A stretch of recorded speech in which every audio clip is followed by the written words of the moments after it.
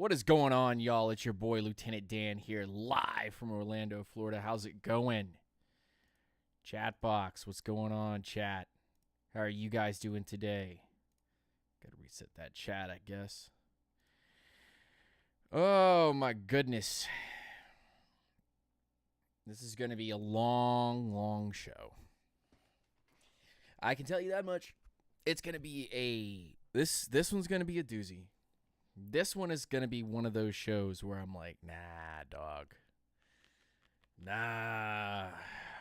So, before we get started, let's go say hi to all the peeps in the chat who are just appearing just now. Dexter Vlash, good to see you, my man. Rise up, stay grounded. If you haven't already, make sure that you guys share this out to your friends and fam. Send this out to all the Falcons boards and the Twitters and the da-da-da. It would mean a lot to me because it would share some of my content out, and I can be able to describe to you guys what is happening at this very point in time. It's kind of crazy that this is happening. But we will get to that in just a moment. Ladies and gentlemen, boys and girls, welcome to Unintentional Grounding. My name is Lieutenant Dan. I have been covering the Atlanta Falcons since early 2015, 2014 maybe. Probably more 2015 than anything. I have been the weirdest content creator because at one point we were doing breakdowns, then we were doing live shows, then we were doing podcasts, then we were trying to just figure this all out. I am 34 years of age as of the 9th of last month, and hopefully in the near future, next year, 2 years, something like that, I am a father. And I'm sitting here right now having watched the Atlanta Falcons, born 1991. Watched the Atlanta Falcons since roughly 98, 99, give or take.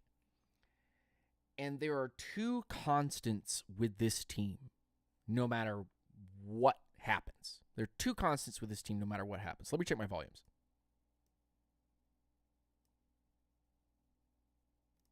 Okay, let me just boost this just a little bit because I feel like the sound is not where it needs to be. It ain't it. Levels. That's why it's at 19, dude. How are we at 41? 41. How we feel at 41?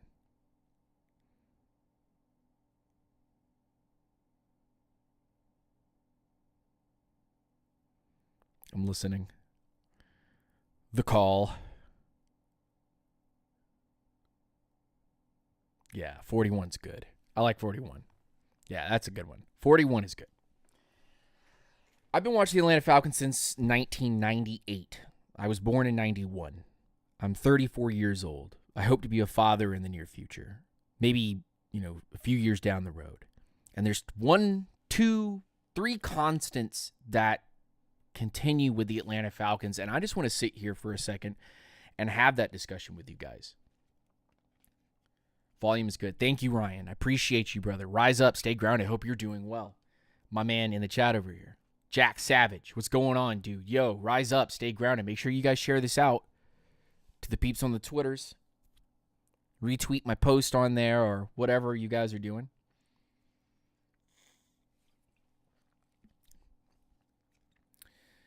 But there's 3 constants that have been with the Atlanta Falcons for a long time, and I wish my buddy who did my video about the Julio Jones, Matt Ryan retirement injury season makes like a video out of this one.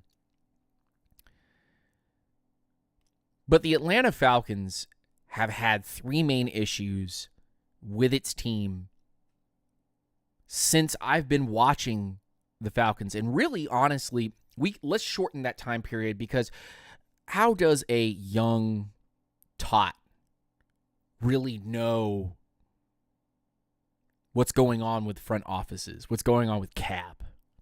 Falcons fan 408, what's going on, my man? Rise up, stay grounded. I hope you're doing well in the chat. Hope you're having a blessed day. The first of those things that the Falcons seem to have a consistent issue with, because as a young child, you don't know, right? You don't know about any of these sports teams. And there are people before me who have watched the Falcons fail for years before that.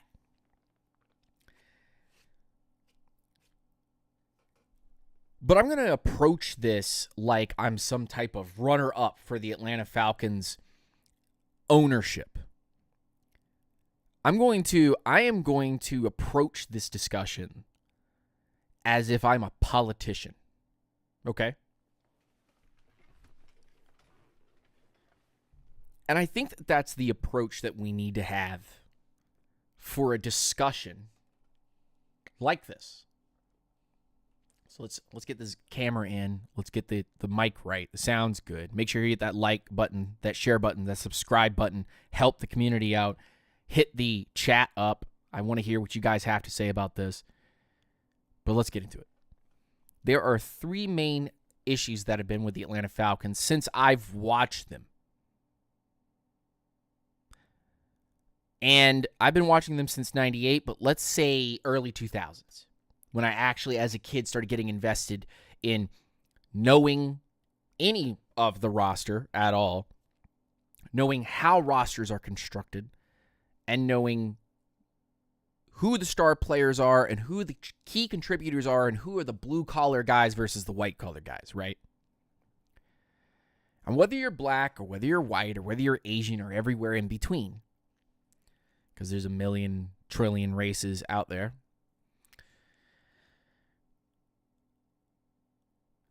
you currently sit with these three things most likely in your mind. As a Falcons fan, you have suffered watching this team week in and week out on Sundays at 1 and at 4 and at 8. You have invested your serious time in watching the Atlanta Falcons. You invested your time. You took time out of your day, man. Or woman. You, the Falcons fan, took time out of your day to watch this product. And you watched them whenever they appeared on Sunday. You watched them on Mondays. You watched them on Thursdays. And sometimes you watched them on a Saturday. You've watched them at 9 a.m. You've watched them at 9 p.m.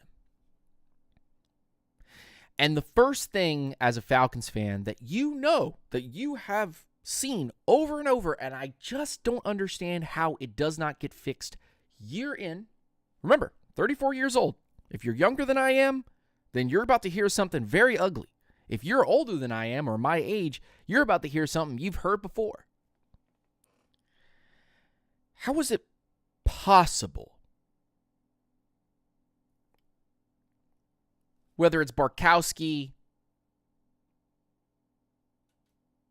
or it's Ryan or it's Vic or now Penix,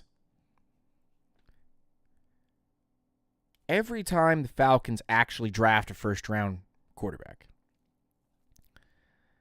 they seem to go ultra-conservative with their head coach pick.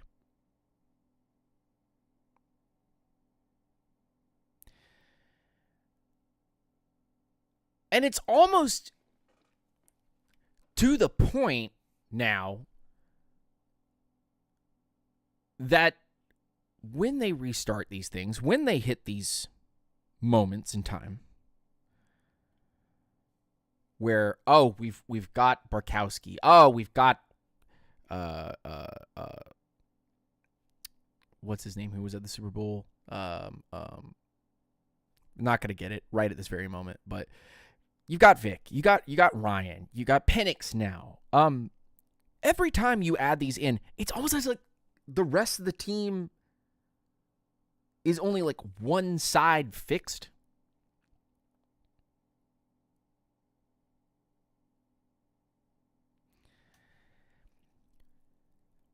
it's like something within the coaching staff or the general manager or whoever's heading up the project, the straightforward push to become a good team seems to just forget about one side of the ball or not. Just completely boneheaded, not understanding how to develop players in any way, shape, or form. So the first thing that I would do if I was the Atlanta Falcons general manager or I was running this team, I would be very quick to establish a general manager and head coach who have the recommendations, who have the qualifications, who are not lacking in any area. But Dan, you can't find those because they're usually on every other team. You just had Bill Belichick at your doorstep.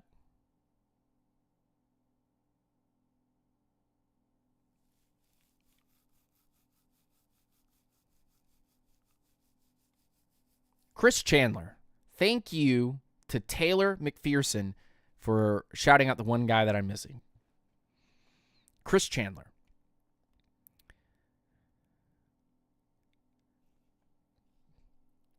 Is it just me? Or have the Falcons had opportunities at some very, very interesting head coaches in the past couple of years? Opportunities to get some real solidified guys. Even ones that maybe we as Falcons fans don't personally like, but guys that would have come in here and set a bar of excellence. To say, I've done this before. I've been on the rodeo. I'm about results. Let's go find those results. Let's go find the guys that we need to, and let's build a culture that is built for success. Okay? My number one thing from the time we had Dan Reeves to Mike Smith, yeah, there's Petrino, and yeah, there's Mora, and yeah, there's these little sprinkles in, but the big ones that stayed with us. You had Mike Smith, you had Dan Quinn, and now you have Raheem Morris. You had Arthur Smith. Yeah, Arthur Smith is a little blank. Little. I feel like Arthur Smith is a little blip in what we currently have seen. Yeah.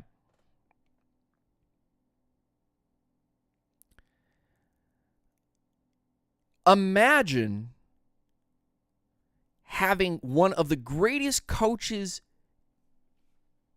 of his generation grace your doorstep and most likely tell you, yeah, your whole board of directors, your unnecessary group of individuals in power, Rich McKay, Arthur Blank, just straight up tell them, Rich, kick fucking rocks, bro. Arthur, I'm going to run the show.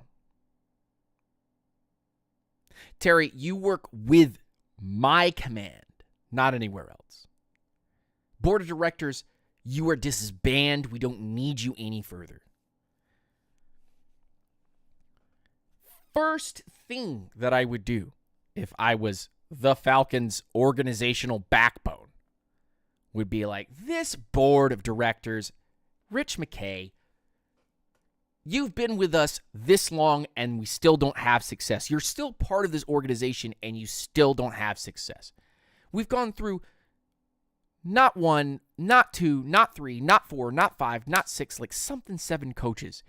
And we still have not put the ring on the finger. We got darn close with Dan Quinn. We really did, because Dan Quinn's not a bad coach. But people get irritated when you taste success and then suddenly you fall.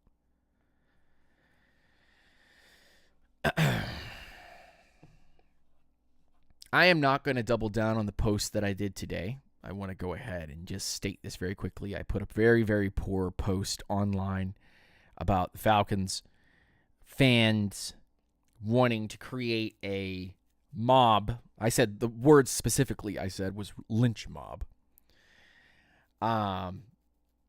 to hang somebody at this point, because that's what the Falcons fans want now that the new news has come out. We'll talk about that new news in just one second. But that was incredibly regrettable. However, it still states the exact feeling current Falcons fans have right now, which is they want someone to burn. I'm going to join you. Every Falcons fan currently right now wants somebody to get fired, somebody to be put in their place, somebody to have accountability for what's going on right now. And I have yet to see any Falcons coach up to this point. No one. Since I have been watching the Falcons in 98, dog, I have yet to see a coach take responsibility and say, we fucked up. My general manager fucked up. I don't want to lose any further. I am very tired of losing. This past year, I don't want to lie to you guys anymore. This past year was a rebuilding year. Okay? This past year was a rebuilding year. And we should have been just straightforward with you from the very beginning. But we were not. So here's the deal. The Falcons have yet to have a coach that is able to keep a team set at a particular standard and bar. Ever. I have yet to see one. And I did see somebody in the chat just say just a little while ago, oh my gosh, I can't believe that Mike Smith is still our best head coach up to this point. Well, Dan Quinn can arguably be put in there because he actually did get us to the Super Bowl, but So here's the second thing most Falcons fans see. Good quarterback comes in. Good quarterback leaves. No rings.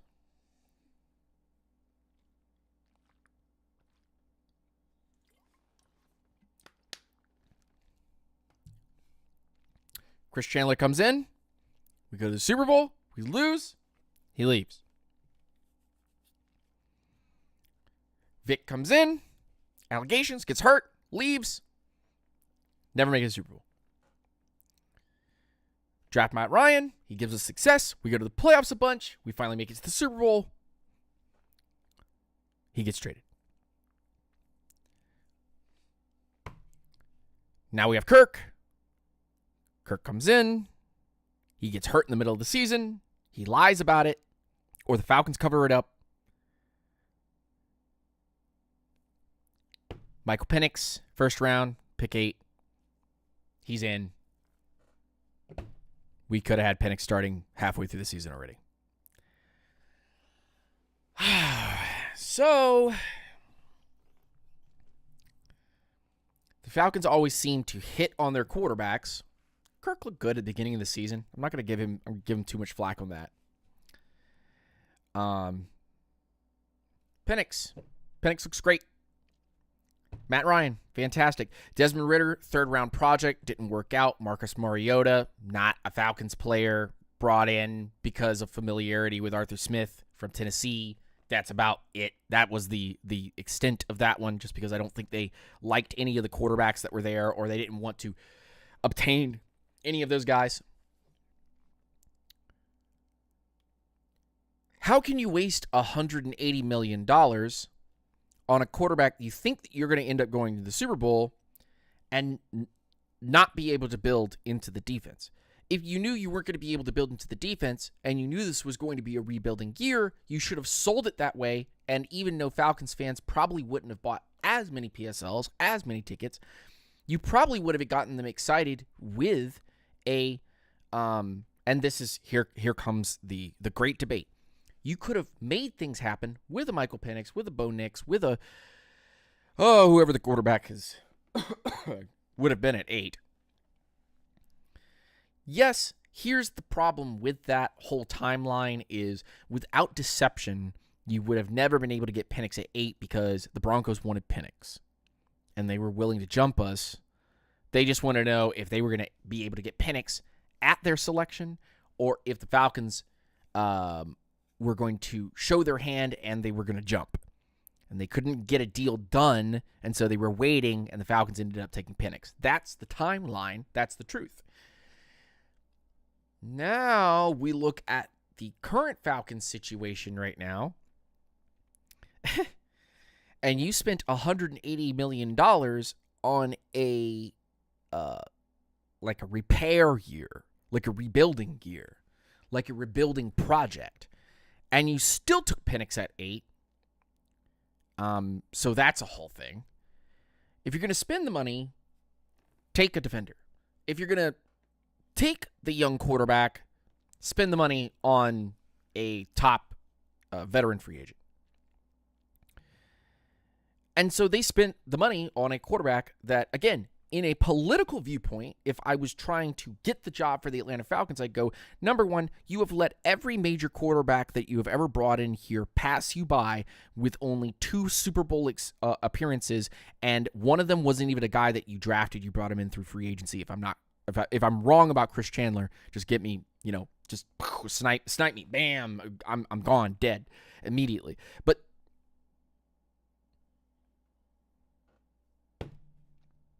you've had 2 Super Bowl appearances. One wasn't even with Arthur Blank.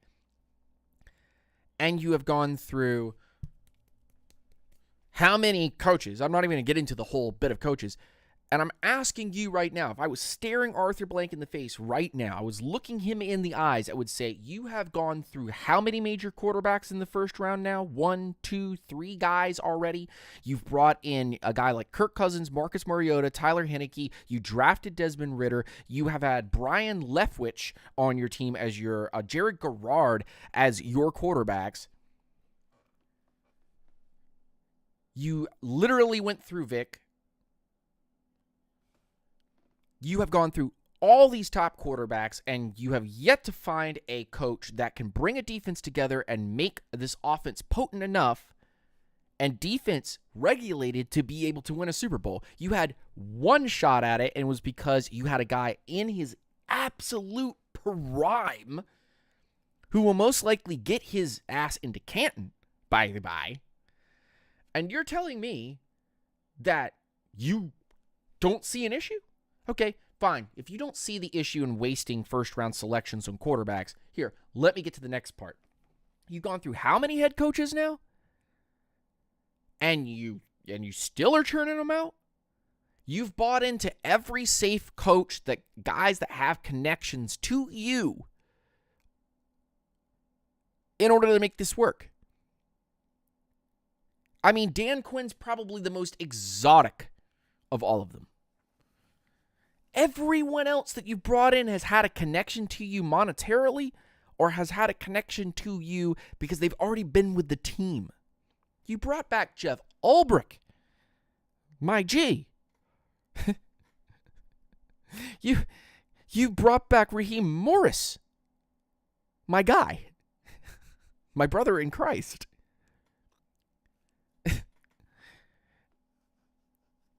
The definition of insanity is doing the same thing over and over again and expecting a different result. Where are you? Look, let's be 100. You just spent $180 million on a quarterback that got injured halfway through the year. By the way, couldn't even play any preseason games because of an ACL injury, Achilles injury, whatever it is up at this point, because it just seems to be traveling up and down his leg.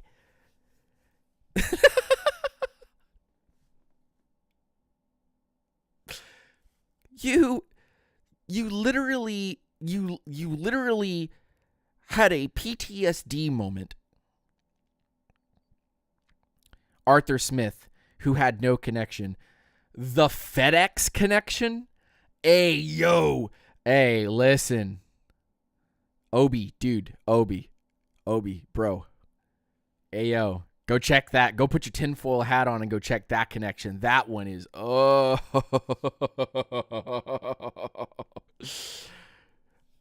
his dad and Arthur Blank have a connection, and that's supposedly the reason he got hired. That one, I granted, I don't want to buy into that whole bit, but oh my gosh, it's bad, dude. That one's bad. But look, you've gone through all these top quarterbacks, Michael Vick, Matt Ryan, who's going to be in the freaking Hall of Fame. You just took Penix now.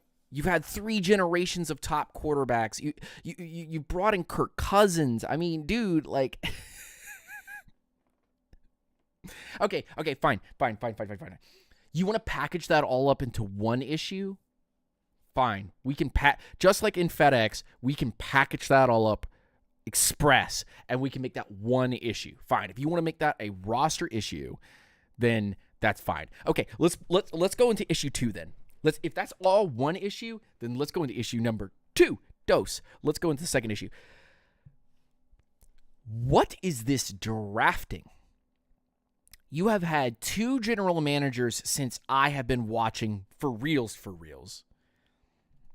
Like literally getting into the roster management in the late 2000s, about to get into the 2010s, right?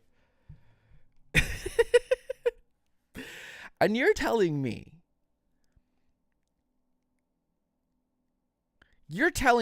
that you went to the Patriots because that's your ideal success, right? Hold on. Get ready. The 2x4 is about to smack somebody on the back of the head because this is going to be great. You grabbed shiny nickels in New England. And then this one right here, who's walking into my room right now, this one goes, because she's a Pats fan, you literally made your entire team like the New England Patriots, to draft like the New England Patriots. Thomas Dimitroff, 2008, you did all that. And then years later, after having minimal success, up and down, constant laughter at your organization, this one right here, my wife, goes, and now you don't hire Bill Belichick? You turn him away? Isn't there like a Bible verse for this? No, it's the one where like they go to the door and they're turned away. This is okay. I don't want to. Okay, this is stretching it here. But isn't this like going to the inn and them going, "Oh, sorry, we don't have any room. Oh, I'm sorry, we don't have any room here." And Bill Belichick goes to North Carolina to go coach out in the sticks in a manger. Oh, boy, here we go. The guy who has won multiple Super Bowls in a row and knows what it takes to set the bar for things, and you hire familiarity with Raheem Morris versus hiring a guy that was like, yeah, I want to set a bar of excellence at your team because I know I can. Oh, he's not controllable, guys. This feels like government. Mrs. Lieutenant Dan, did you know that the Atlanta Falcons have a board of directors that help with decision making?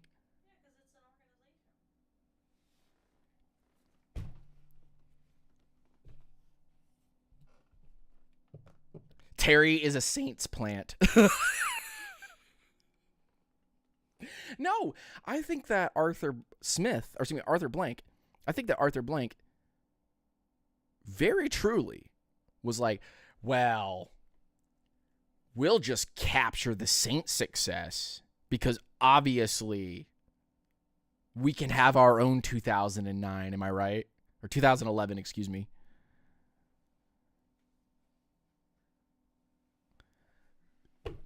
I mean,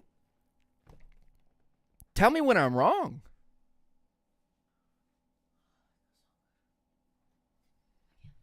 Like was hunger? It's like every hour. Yeah. This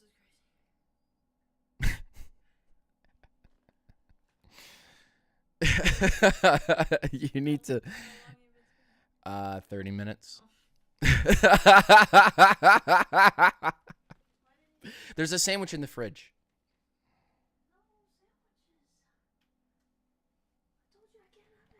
Okay. Knock on Lee's door. I'm going to call her. This is a crazy stream. I'm arguing with my wife on stream. The unprofessionalism at every level.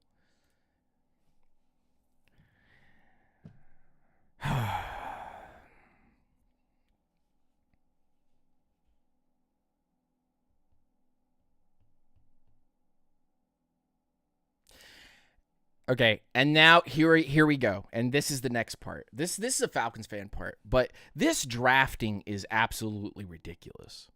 Now, you can call it the Vic Beasley bit and we didn't have Todd Gurley.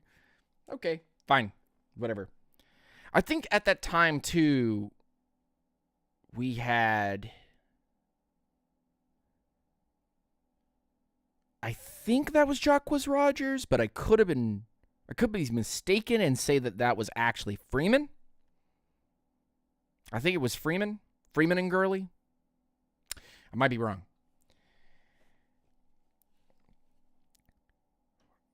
How you get talent from the draft really dictates what you're supposed to be doing. You're supposed to not be drafting too much for need, but you're not supposed to be drafting for too much BPA. You're supposed to be drafting with purpose about a talent, and it's a ranking amongst all other talent. And I don't understand the drafting. I don't understand the Falcon UGA homer. I saw your comment just a second ago here, Taylor. So I'm just making this comment here.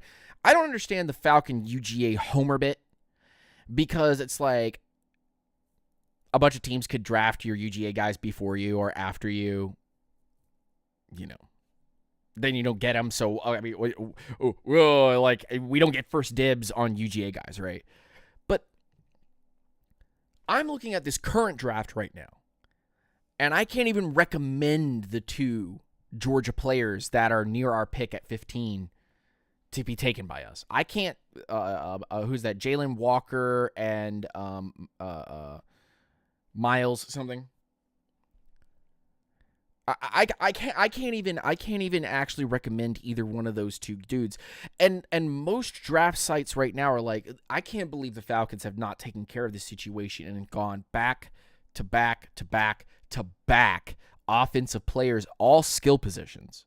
If you want to include the quarterback as a skill position in there, you've gone 4 years in a row, back to back to back to back with skill positions, with offense, and have egregiously spent your money on some of the guys that you've been trying to keep around to we're going to win. Just stay with us. We're going to win. I don't think it's nearly an option now for Grady Jarrett as it was about 4 years ago, 5 years ago. Grady Jarrett, a few years ago, that guy, he can still do it. Now it kind of feels like, okay, well, this next season, we're looking at Michael Penix. And you know what? And Parsons and TJ Watt, I love this back and forth conversation, actually. Parsons and TJ Watt are not UGA players, and yes, they were in striking range. I'm not going to justify anything because I have been against the Kyle Pitts pick since day one. I actually did enjoy the London pick. I was pretty excited about that one. I actually am partial to the Bijan pick. I was a bit, it was very underwhelming because it was kind of like guaranteed that we were going to take this. And I was like, but we have Algier. And now Michael Penix, I am totally okay with Michael Penix because it's exactly the type of person I've wanted since I've been asking for somebody to take Matt Ryan's place in the succession line. That's what we've needed for a long time. I think guys like Onyemata and Grady and guys like Pitts, guys like Jake Matthews, I think that guys currently right now on this roster, you're going to have to start making serious cuts. I don't know how you're going to end up doing it, but I think you need to find a way to eat or just find a team that wants to deep dive at this point a Kirk Cousins and have him play indoors. Maybe you can sell him to the Raiders. I don't think you will. I don't think any team at this point, based on the information that came out today, which was absolutely damning to the structure of the Atlanta Falcons organization going into 2025, because we've named 2 or 3 main keys here. Terrible hiring from a coaching standpoint. Terrible drafting habits from 2 different general managers. One you tried to emulate the people who were leading the league in the drafting process and the Super Bowl wins, and you wanted to emulate that. Now you try to emulate your competitors because of draft capital and issues from that. Terry Fontenot was able to get you out of that really big, terrible bit of draft hurt. And I don't know who makes this decision. I'm going to tell you honestly, I don't know who makes this decision. But then Terry Fontenot, Arthur Blank, Rich McKay, and Raheem Morris are part of the process of Kirk Cousins getting into that building and Kirk Cousins getting hired by the Atlanta Falcons and paying $180 million. So you've had terrible draft decisions that have been out of order to what you're trying to fix for the team and where the youth needs to go. You've had bad coaching and GM hires, because these guys have been emulations of other teams' comeuppance. This is not the trend. This is the end of... You're jumping on to bandwagons towards the tail end of their current theory and losing the new league look and falling behind. So you're not doing well from the general manager perspective, because the general managers are just feeding the team with talent and feeding it out of order. I think the closest order we had was Thomas Dimitroff, and Thomas Dimitroff towards the tail end started looking like he just didn't know what he was trying to grab. Honestly, after the Mike Smith era, and again, I think this points to Taylor McPherson saying something very interesting in the chat there. Make sure you guys hit us up in the chat, say hi if you haven't already said hi. Our best head coaching and general manager combination has been Mike Smith and Thomas Dimitroff, because that team technically was on a rise to do great things. And then you had a draft like the 2012 draft with Peter Kahns as one of your draft picks. And then you start losing faith in the system, and because the NFL is now changing. And that's about the time that Legion of Boom started doing what they were doing. And so now you try to copy and emulate what the Seattle Seahawks have been doing by bringing in a new defensive guru, because Mike Smith was not making that defense worth a damn, and you were switching out of defensive coordinators over and over. So you try to bring a guy that's going to bring that continuity, and then you bring in a guy like Kyle Shanahan, who probably should have been the head coach for the Atlanta Falcons and should have been offered the job. The circumstances would have been damning, and that's maybe the reason why he also had it out, was like, oh no, if we hire him as head coach, then we're going to lose the fan base, because he was the one who had Devontae Freeman block for Matt Ryan and end up getting sacked. So after the Smith era, and then, kind of muddled into the Dan Quinn era, Thomas Dimitroff lost his gusto. You were chasing greatness from other teams' cast-off, and you had stability for a time, and then started losing the traction because you were starting to change too many pieces and not putting it in order anymore. You had lost your vision of what this team was supposed to be. And then after the fact, you bring in Arthur Smith, who is coming in here as Arthur Smith is probably a good football mind, but I don't believe as a coach Arthur Smith does much for you at all. Like head coach, offensive coordinator, I just don't see it. I'm sorry. There's nothing about it that necessarily made me excited. Offensive running talent, yes, but then, you used 3 straight picks on offensive talents to make your offense look good, and you still didn't use Kyle Pitts. So there's that. You waste draft acquisitions like Kyle Pitts. You get 1,000 yards and a touchdown or 2 touchdowns out of that season with Matt Ryan, and then you send Matt Ryan and all this stuff off because Terry Fontenot has to secure the cap, has to make the cap work. And now currently you're sitting here, you've had bad cap management under Mike Smith, you've had bad cap management under Dan Quinn, and now you've continued this tradition of bad cap management with Terry Fontenot because the other pieces in the room have not changed. The board of directors is still there. The Arthur Blanks are still there. The Rich McKays are still there, and they're still making decisions. We got to keep this guy. We got to keep that guy. We got to make it work. And then you work with an agent, and they bend you over because the agent is looking out for the player, and the player is looking out for themselves. That's not backhanded. That's not cruel. That's not unfair. That's how life works. If you're not looking out for yourself, nobody is.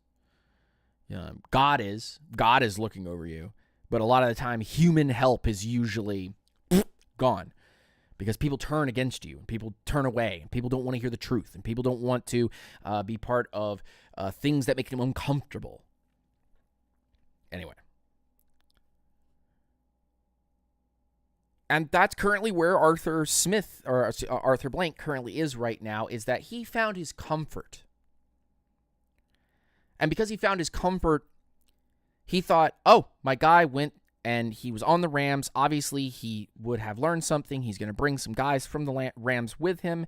I don't want to have to change everything. I don't think that Bill Belichick is going to be here long-term because of his age. And so I think what I'm going to do is I'm just going to go with the easy, make it work, everything's going to be okay narrative. And that has blown up in his face because whoever made the decision about Kirk Cousins was obviously not thinking long-term of the ramifications. And whoever was the PR team and the guys who were telling them, hey, this is what we're going to do in order to make this team float to get the people on our side, that was a huge mistake in not telling the Atlanta Falcons fans clearly and totally, we do not have an opportunity to run right now. There's a lot of work that we need to get done. Some of the biggest work that we need to get done right now is finding out who's going to be our long-term solution at quarterback.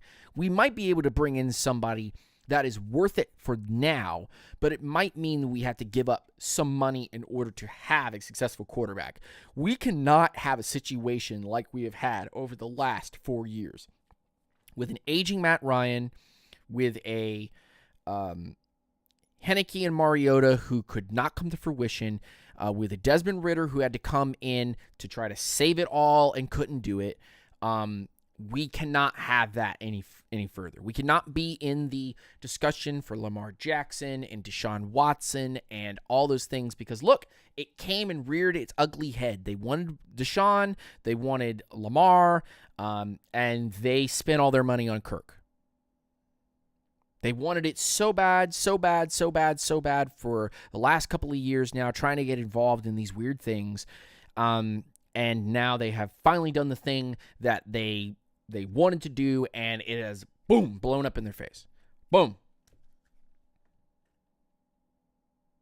And so, as someone, if I was trying to take that job, if I was trying to take it and show them the responsibility of it all, I'd say, you haven't hired good coaches. You've hired probably better GMs than I would like to say. But these GMs didn't have a plan because the coach didn't have a plan. And so you've hired 3 or 4 coaches now that are like the opposite of the help that we need, and we haven't constructed this roster in a way that makes it worth our time. So let's get into the big part of this now. And I don't want to spend too much on the big part because I think it's interesting to just keep the history intact, keep everything intact. Kirk Cousins was hurt during that Saints game. Kirk Cousins was not 110%. He was not ready to go.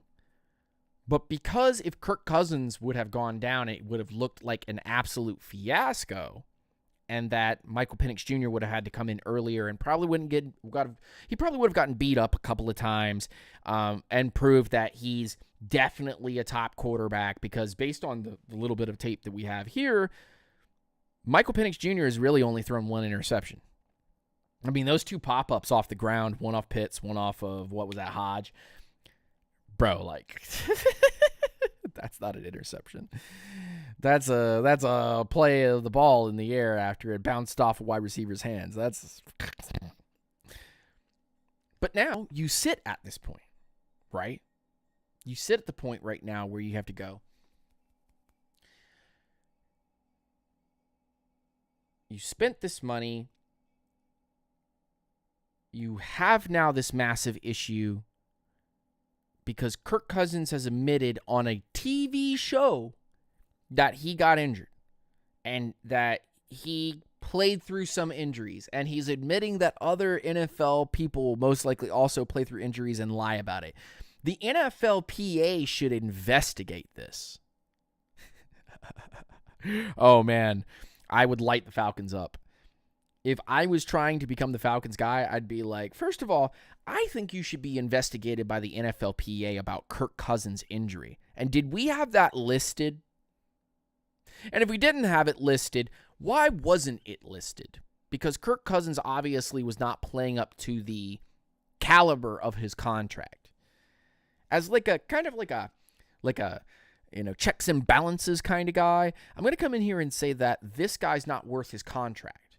Which, shouldn't be my problem, except for the fact that when you're starting to talk about not declaring injuries, we, the NFLPA, the NFLPA, probably need to investigate you guys for breaking the rules. And then number 2, this board of directors needs to be fired. Arthur Blank needs to step back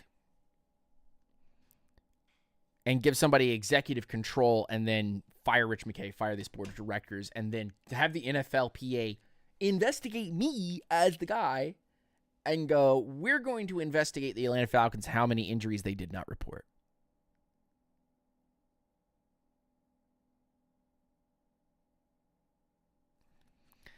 And then upon that investigation and upon the results of said investigation,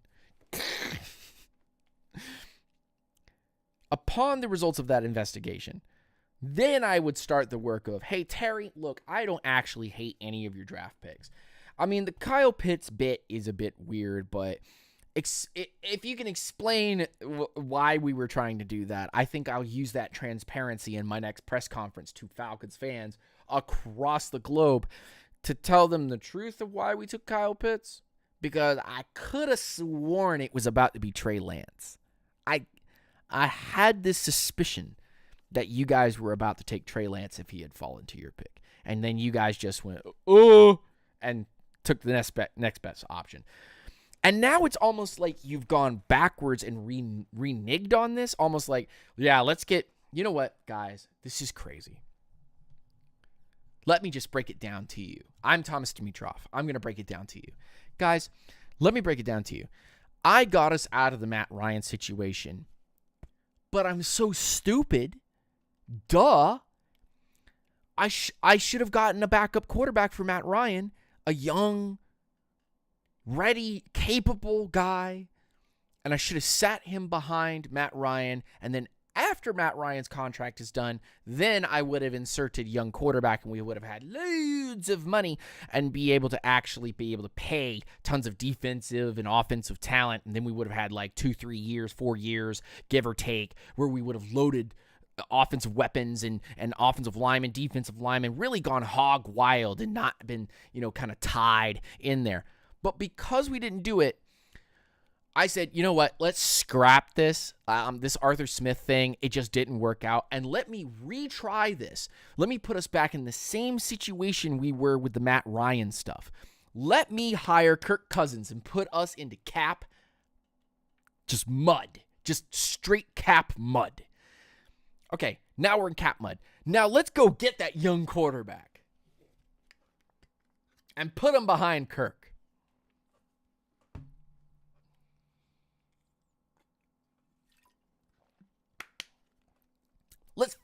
feel what it would have been like with Matt Ryan and a young quarterback about to take the helm from Ryan. As Ryan starts to drift off into the sunset like it was supposed to be. I messed up. I missed my opportunity. So let's just rewind. Let's do it all over. And let's go get Kirk Cousins $180 million. And then let's take let's go take Michael Penix Jr. and put him behind Kirk.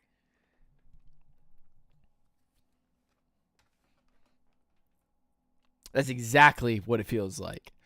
Hey guys, this is crazy, but since I didn't get to do it behind Ryan, let's do it behind Kirk, and let's put ourselves back into the same cap situation we were.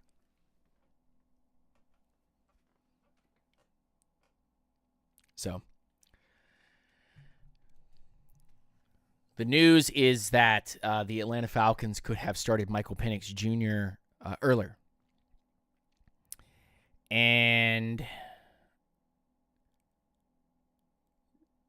now, you gotta step back and you gotta look at it and say, do I want to explore the hindsight 2020? We got Michael Penix and he's going to be the starter, and Kirk is obviously not going to be the starter because of the injuries, so we saved ourselves. Or am I going to be part of the second group, which is like, why is Kirk Cousins even here when Michael Penix Jr. should be the only one? Or am I part of the last group, which is like, shit, we didn't start Penix sooner, so I just don't know what kind of quarterback that we're going to have starting next year, because I saw the Desmond Ridder stuff, and that didn't give me excitement for a young rookie quarterback next year. I think that the younger generation of NFL fans have devalued first-round selections. Because now, if your first-round selection doesn't show out in the first year, or at least get a little bit better in the second year, they're considered a bust. I don't think that Kyle Pitts is a bust, but I can't see the Falcons paying Kyle Pitts money, giving him a new contract, when he just wasn't used even by Michael Penix that much. I mean, a couple good passes, a touchdown even, if I'm not mistaken. 2, if I'm not mistaken.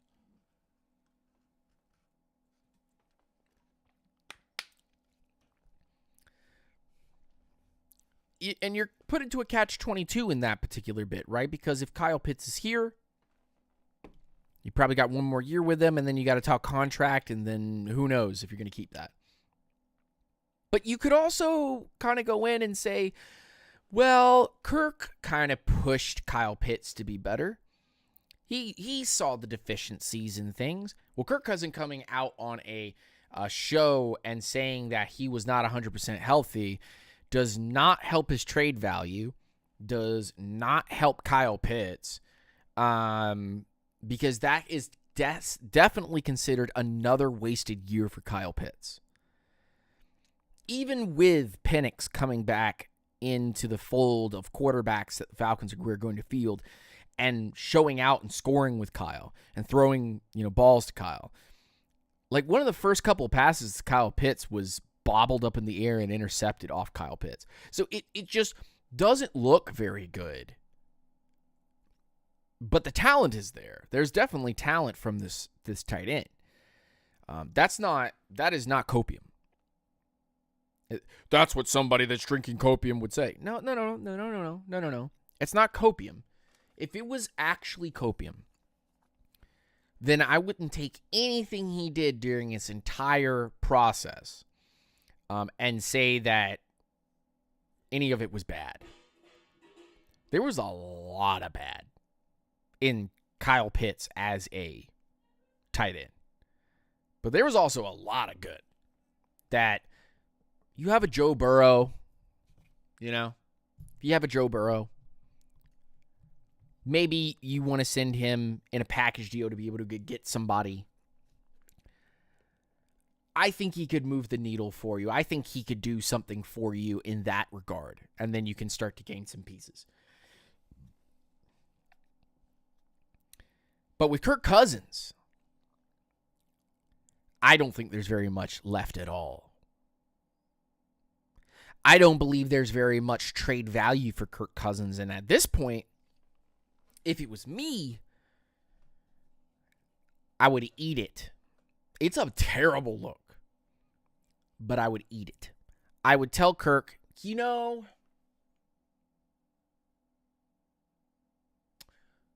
I will open up opportunities for you to seek a trade if you would like to seek a trade right now. If you can get somebody to seek a trade, I'll listen to that trade.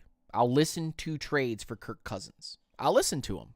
There's got to be a team out there that goes, there is upside to Kirk Cousins. I do want it. I saw what he did to the Bucs. I saw what he did at the beginning of the year with the Atlanta Falcons. He took it.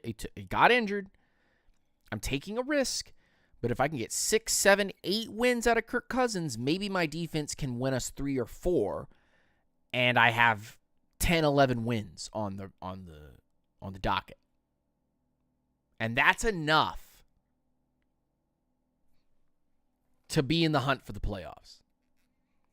If some team wants to buy on that, cool. But here's my catch-22. You're going to have to find a way for us not to eat really any of the money, Kirk. Because if you can't find a buyer that will take most of your salary cap,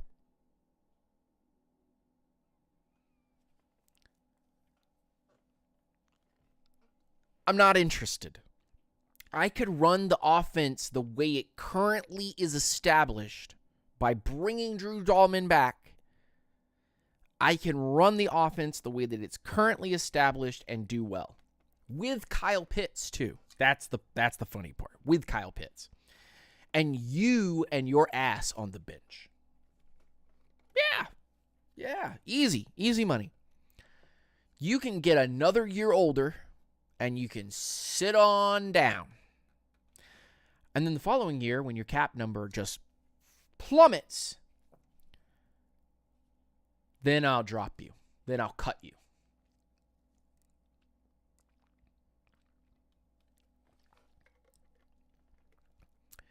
Kirk, you're really dumb.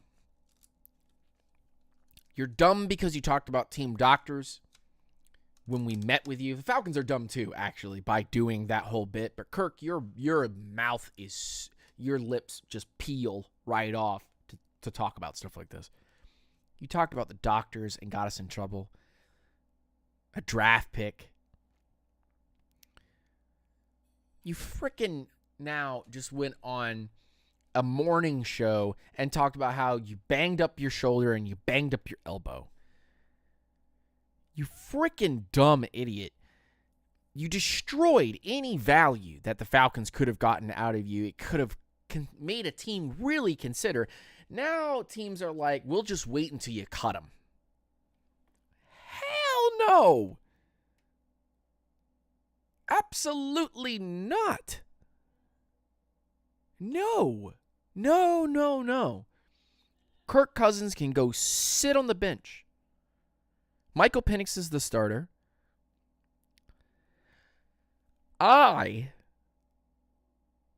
If Kirk Cousins has to be here, now I'm trading Kyle Pitts. I can win with Kyle Pitts, but I'm going to trade Kyle Pitts. I'm going to take Kyle Pitts and I'm going to send him to the AFC, to the highest bidder. I'm going to call every top AFC team and I'm going to tell them, hey, shoot me your best offer for Kyle Pitts. I just want it to be known that Kyle is open for trade. If you are an AFC team right now, I have open trade negotiations for Kyle Pitts. It's open. I would announce it right after the Super Bowl. As soon as the Super Bowl ended and 24 hours had passed by, I would put out a mass text to every GM and every owner of an AFC team, and I would say, Kyle Pitts, tight end, Atlanta Falcons, 23 years old, 24 years old, trade. Bait. Trade. Trade block. He is out for trade. And then see if anybody comes in and calls it up. If I can get 2/3 from that, a third this year and a third next year, we won. We won. I'm going to be honest with you. If I can just get a third, down with the sickness, I'm good with it. Oh, I would do that. London's going to be amazing. Mooney's going to do really good things. Kaderil Hodge has already shown you that he can be a target for you. There will be veteran wide receivers on the market right now that you can pick up, and if you really so desperately needed a tight end, you can go into the middle of this draft somewhere and you can go get a rookie and you can have him starting. Most of the good blocking tight ends will be there. Most of the decent ones will be there.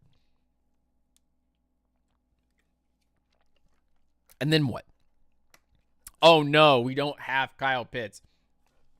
More balls can be thrown to London. More can go to Mooney. More can go to Bijan. More can go to Tyler Algier, who should be getting more work.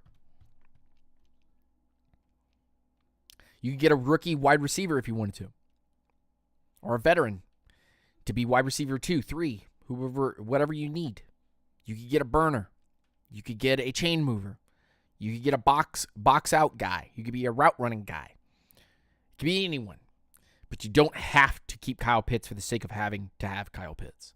And that's what's so fun about that, is that you don't have to have Kyle Pitts in order to be successful. You can get compensation for him. Kirk's compensation is completely shot now because you maybe would have gotten like a 4th round pick out of this. Maybe. The contract was pretty much going to be bad. So like you were going to eat that contract and get like a 4th round pick, something like that. 3rd. I'd be surprised if any team is willing to give you really anything at this point. They'd be like, you know what, we're just going to play your bluff. Cut him before the league year starts. Take your loss, take your L, and then somebody's going to come and get him, and you get a comp pick next year. But I wouldn't do that. Why do that? Especially since this moron went on live television and started talking about injuries. Whether we were going to keep him or we were going to trade him, you destroyed your value. So what I'm going to do is I'm going to sit your ass on the bench, and you can take all that sweet money and all that sweet time at home. You can have all the vacation time you want. You can do whatever outside of the facility. I'm not even going to stop you. If you want to come participate in the games, I'll let you go ahead and do that. You can participate by holding a helmet and holding a checkbook. Yeah, hold a checkbook because you already got all that money. Hold a clipboard.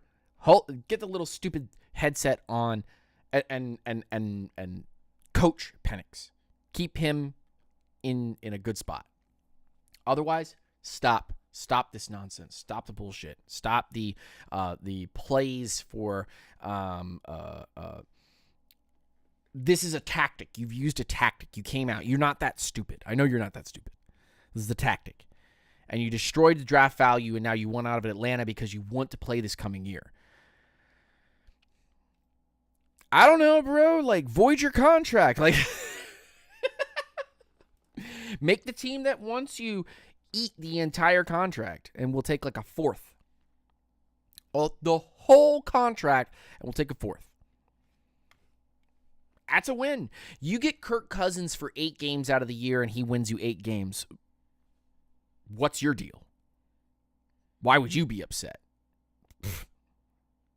The Raiders would love that. 8 games just because Kirk Cousins was able to throw a couple 300-yard games? Like, bruh. Like, just sell it now. Like, get it done now. But no. I would fire the entire front office for what it's worth. I would get friendly peeps out of the building. I'm not even going to get upset about Raheem. But I will tell you this. As we go to step away from this episode, I regret being as aggressive as I was today on Twitter. But I'm going to be very honest with y'all. This Falcons team, they messed up. They continue to lie to the fans. They continue to do the opposite of what they want to do. They continue to hire soft coaches. They continue to hire yes-men GMs. They continue to jump on the back of a bandwagon when the bandwagon's about to stop and hook up, latch itself to the fence here. Like, dog, this is mismanagement 101, man.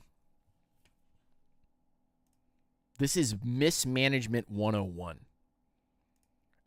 And people are trying to tell me that, oh, don't worry,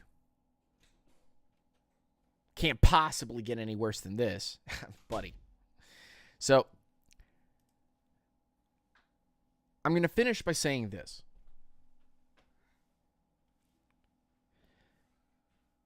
Any Falcons fan with any right mind is going to look at the situation and go, I can see it for what it is, and I can see that you didn't make the right moves from the development standpoint of view, and I can see that you didn't do a good job in hiring coaches and GMs because you're scared. It's time for Arthur Blank to step down. And it's time for this board of directors to go. And it's time for Rich McKay to get in his little fancy Rolls Royce or whatever he has, his little Subaru, and drive away and go away. And it's time for a new ownership to step into Atlanta. And that new ownership to give us the red helmets permanently with the black jerseys or the all reds. Red, white pants. And it's time for this organization to put everything behind Penix and start getting rid of the golden cows. We need, kind of like Moses coming down from the mountain here, we need 10 commandments, 10 rules, and we need to abide by those 10 rules, and we need to not go outside of that realm. We truly need to get back to basics and common sense as a Falcons organization. Otherwise, this will continue, and eventually, maybe just like my father before me, I will drop the Atlanta Falcons and say, it is no longer a concern of mine. Dips hand in water and washes them off. It is no concern of mine what this team does any further, because historically these Falcons will never get to the quote-unquote promised land and will never quote-unquote reach that final destination because they are too concerned with every which way the familiarity path takes them. They don't want to do anything outside of the box. If they did that, it would blow them up. Now, the only thing I can say is that Raheem and Terry did not do a good job this year, but it was different than any other year that we have done anything. I'm, again, going to say this. The Kirk Cousins bit is no good. But the Michael Penix bit, whoever the decision maker was to bring him in, somebody knew what was up. Somebody. I hope it's Raheem. I hope that was a Raheem pick. I pray that was Raheem Morris and what he saw with Matt Ryan, what he saw during the Super Bowl run, and what he saw what this organization was going to do, and he pulled a fast one with Terry and said, this board of directors, this owner, this yes man that's on his right-hand side and Rich McKay, those guys mean to destroy what we're trying to do because they are not thinking football. They're thinking business. We need to think football. In order to do that, we need to draft Michael Penix at 8. That would change everything. Guys, I want to bid you adieu. Rise up. Stay grounded. You guys are the real G's for coming through and checking us out tonight. I want to pray for you guys before you guys leave. If you don't want to hear your prayer, You can head on out. Have a blessed night. Take care of it. You, your family, your friends. But very quick, just a quick prayer to everybody in here. Lord Jesus, thank you for opportunity. Thank you for opportunity to come on here and just do what I love to do. I love to talk sports. I love to talk about the intricacies of these things. But Lord, thank you for letting this hobby and this professionalism, this fun that I do, thank you for allowing it to on and off support my family and give me an outlet to be able to become a better speaker and someone who is able to control some of the anger and some of the emotions that I have spill out of me. Lord, I pray that you bless every single person in this chat right now and every single person that has watched this and every single person that is currently watching this right now to have that same thing instilled inside them. The ability to control their emotions in times of stress and need, to be able to calm themselves from anger and grief. Lord, show them wisdom and show them mercy, and also give them knowledge, not just smarts. Give them knowledge that they can take not from my stuff, Lord, but from the people around them that show them great and wonderful things. Lifting people up, supporting people, supporting the people around them. Love being able to spread out of every single person that is currently listening to this right now, out of their hearts, to the people around them, and show them that they are loved and that they are cared for, because you love them, Lord. You love them very much. You have always loved them. You have known them since they were just a bit of sand. You have known them their entire life before they were even born. And you have known them and loved them since that time. Show them as they continue to go. Every single person who's listening to this, show them as they continue to go through everything they're doing right now that you are here for them, that you know them, that you love them, and that you haven't forsaken them and you haven't left. You have not gone away. Lord, just continue to bless us and continue to support us and uplift us. And even through those times where it's the toughest, Lord, let us be thankful for those moments. That's the hardest thing that we can do, is saying that we don't have control, and Father, please just take it from us. We don't have the ability to do it. So Lord, just take that from us, instill us with the armor of God, lift us up, give us that love, allow us to pour that out amongst all the people that we know and we see, and continue to uplift people as we go, and make all these people listening right now stronger than they ever were before this prayer. In Jesus' mighty name, amen. Guys, thank you so much for all the support and all the things that you guys do for my family, myself, Miss Lieutenant Dan, and all the people that have Unintentional Grounding and have uplifted it since the beginning. You supporting us has supported other grounders, and that is just an amazing feat. So I'm going to say thank you, and my name is Lieutenant Dan. It's Unintentional Grounding. Rise up. Peace. And hair grease. I'll talk to you later.